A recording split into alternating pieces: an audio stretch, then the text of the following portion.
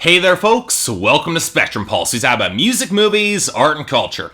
And today, we're going to be talking about the comeback album from Ludacris, titled Ludaversal. Gotta be honest with you all here, I honestly didn't think this album would ever be released. And really, could you blame me for thinking that? There have been a lot of rappers from the era of the early to mid 2000s, the Bling Era as some people call it, that did not last. And for a long time, I thought I'd have to include Ludacris on that list. One of the more iconic Southern MCs to really explode in that time period. And if you go back to the Billboard Hot 100 charts of that time, it could be a little bit startling to remember how huge this guy was. Exploding out of the South with an elastic flow, buckets of expressive charisma, solid enough beats and bombast, a great sense of humor, and a lightness of tone that gave his material a very strong pop sensibility. It seemed like in the early 2000s, this guy could do no wrong, and like many of his fans, I had bought into him then. Then came Release Therapy in 2006, his shot at more mature subject matter to prove he could actually step outside the box. But going back to that album almost a decade later, it feels both like an overreach in terms of its concept and yet kind of underweight in terms of its insight. And while there are great moments on that record, it was wildly inconsistent in terms of tone and execution, and it wasn't helped by being overloaded with guest stars, which has always been a problem for Ludacris, especially when they're nowhere near his level of talent or personality. And the problems continued on to his next two records too, Theater of the Mind underperforming and Battle of the Sexes just being embarrassing. Not only did it seem like Ludacris wasn't trying as hard, not a good sign, but he was getting outshone in terms of personality by his guest stars like Nicki Minaj, which should never happen on a Ludacris record. Granted, it didn't help matters that Ludacris frequently found himself as a guest rapper on songs that he never should have touched. When you're collaborating with Justin Bieber multiple times and Enrique Iglesias, I'm sorry, you need to take a step back. Which takes us to Ludaversal. Recorded over the course of 4 years, initially announced for 2012 and now being pushed back to 2015, I had a lot of reason to believe this album would never get released. As much as I'm a fan of this guy, and believe me, I am, Ludacris has been out of the industry in the mainstream for a while, and any leftover buzz from that talent show he was on with Kesha, Brad Paisley, and Josh Groban, that's gone too. Yeah, he had an EP titled Burning Bridges that was released late in 2014, but was anyone gonna really care? I did not want to go through another mess like what happened last year with 50 Cent and Animal Ambition. Ludacris has always been one of my favorite Southern MCs. I've always really liked this guy. I did not want to see him fall off. So with all those concerns in mind, I checked out Ludaversal. Is it any good? Well folks, I gotta be honest, I had an absolute blast when listening to this record. Talk about a comeback that does exactly what it should. Reestablish why we love the main performer in the first place, show exactly how he fits in with the new modern paradigm, and finally show off what new directions he might be planning to go into. Ludacris accomplishes all of these things on Ludaversal, and in a nice change of pace, it actually might be one of his stronger albums. It's lightweight, it's breezy, and maintains a pretty sharp balance between the fun moments and the points where Ludacris shows himself as capable of being more serious.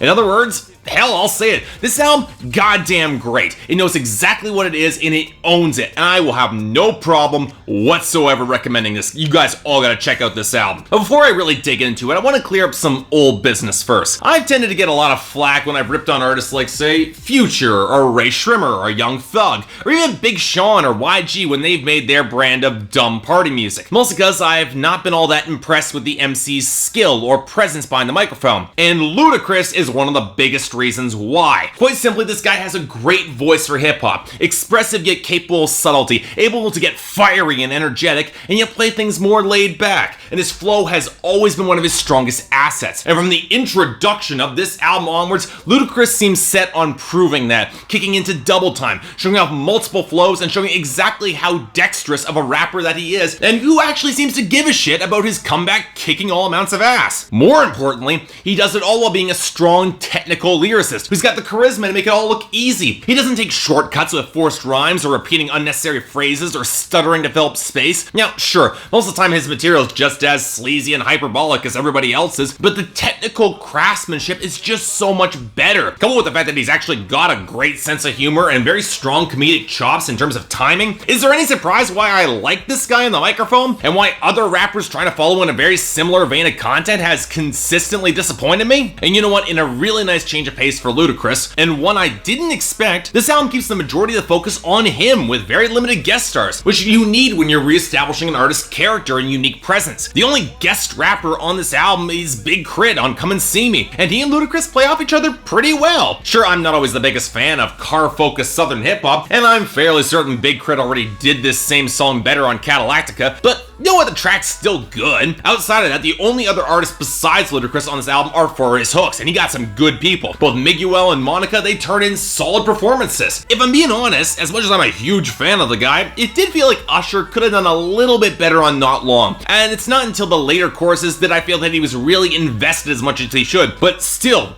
it's Usher, he's gonna sound great. Now granted, the production on that track does seem a little outside of Usher's usual comfort zone, I can understand that, which takes us to the area that will probably draw the most criticism from me on this album, the instrumentation and the production. Now, it'll be easy to say that most of this album sounds as if Ludacris never really left his comfort zone in terms of southern hip-hop, but Ludacris's production on this album does show a fair bit more variety than I expected going in. Sure, you get the bass and reverb-heavy Grass Is Always Greener, the wheedling guitars of Beast Mode, and the explosive and honestly a little bit overmixed crunk banger Get Lit, the feel that they're gonna pull straight from the mid-2000s, but there is a surprising amount of variety beyond that. Dave Banner contributes a slick, guitar-driven trap beat for the intro, the eerie keyboard flutter set to an echoing clap and guitar flourish from Ill Mind on Charge to the Rap Game, and This Could Have Been My World feels like a beat that could have been given to T.I. with a gleaming keyboard and the female backing chorus that out of nowhere ends with a pretty well-written spoken word poem as the synths escalate into a pretty damn great shimmering spacey outro courtesy of Just Blaze. That's a fantastic way to end the album. Almost reminds me of an Arion synth line. That's only a positive. But what really surprised me here were the more soulful touches, which actually added more grit and texture to Ludacris's traditionally pretty clean production. The first hint of it came on the lyrical healing interlude, but then it came up with the warm scratchy piano of Good Lovin', the brassy soul and very textured percussion of Not Long. Not typically an instrumental that Usher would sing against, and not an instrumental that you would expect coming from David Guetta from all people. And most shockingly for me was Ocean Skies, which interpolated a Billy Talent guitar sample that breaks into Monica's very soulful delivery and probably could have afforded to be a little bit heavier across the chorus, if I'm being honest. That's really the only thing I can nitpick instrumentally on this record. Ludacris is at his best when his production can really match his personality, and some of the beats on this album do feel a little bit underweight, with the most egregious example being on his collaboration with Big KRIT over Mike Will Made It's decent, but melodically underwhelming production. Why Big KRIT just didn't produce something for himself and Ludacris, I'll never know. But now we get to the tricky part, the actual lyrical content on this album. And here's the thing, like on Release Therapy, Ludacris is playing both the more conscious and the more serious angle, while also supplying his usual brand of hyper-detailed smack talk and debauchery, characterized at its absolute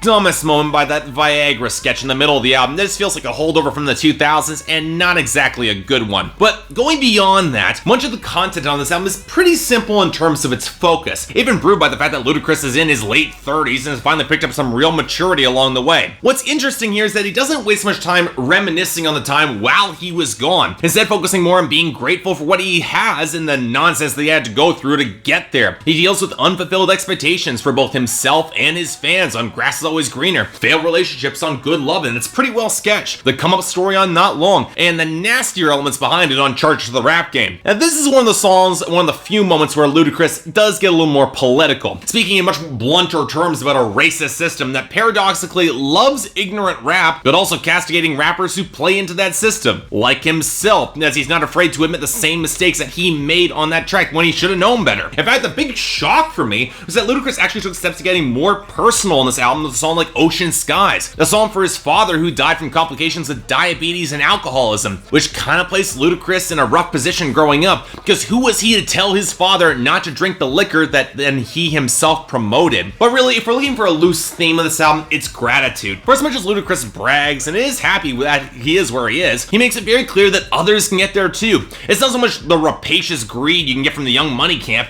as it is just being happy to have made it as far as he has, and that ends up making him a lot more likable as an MC. So you know what, in the end, okay look guys, you don't need to tell me this is not a particularly deep album. It's not, it's lightweight southern rap that I'm frankly stunned hasn't made it to the radio yet, just like with Big KRIT. And I can see some not being able to buy into the more serious moments on this album simply because of all the hedonism that Ludacris puts to the forefront on earlier tracks. Might ring as a little hypocritical. And while I can see that, Ludacris plays both sides well enough, I'd argue he makes the balance work, coupled with great personality, surprisingly varied and interesting production, even if it is pretty lightweight, strong guest stars that still give Ludacris the main spotlight, and more great punchlines that I could possibly cram into this review. For me, This is an 8 out of 10, definitely a recommendation. Folks, hip-hop has been on a hot streak of great records this year from Joey Badass, Lupe Fiasco, Doomtree, Earl Sweatshirt, and of course Kendrick Lamar, like I need to mention him. But while those albums often dealt with a lot heavier subject matter, there's a place for balance and lighthearted fun, and Ludacris, he brought this. Seriously, you guys should all check this out. And Luda,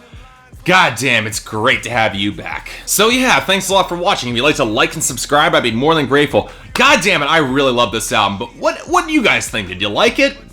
Well, I did. If there's anything else I might be able to do to improve my presentation, or any other albums coming out that you want me to take a listen to, I'd be more than happy to give them a listen. Until then, I'm Mark, you're watching Spectrum Pulse, and I'll see you next time.